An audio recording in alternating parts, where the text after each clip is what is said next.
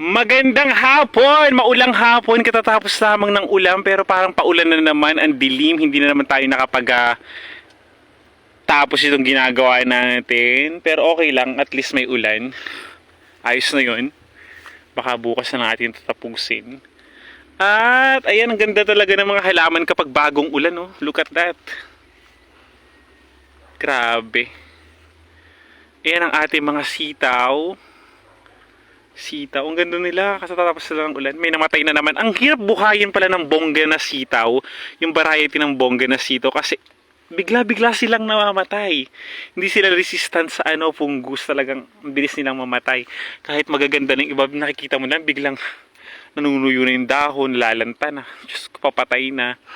May ganun pala na variety ng sitaw. Ngayon lang kasi ako napagtanim. Ito parang deads na. Bigla na silang namamatay, nalalanta. At nakakalungkot kasi ang gaganda na nila minsan nakikita mo ganun sa fungus yan. Sa fungus sa lupa siguro dahil mahina yung variety ng bongga sa fungus. Yun, tingnan mo naman bungi-bungi ito. Ayan. Tinaniman ko ulit yan ng bago. Ito nadamay na May bunga na namatay din. Sayang. Tsaka ito, may isa pa Bigla-bigla lang silang namamatay. Kakasad. Yung mga pipino natin. Ayan. Grabe, bigla na lang silang namamatay. Ano nangyayari sa mga sitaw? Ang ganda pa naman. Kakasad.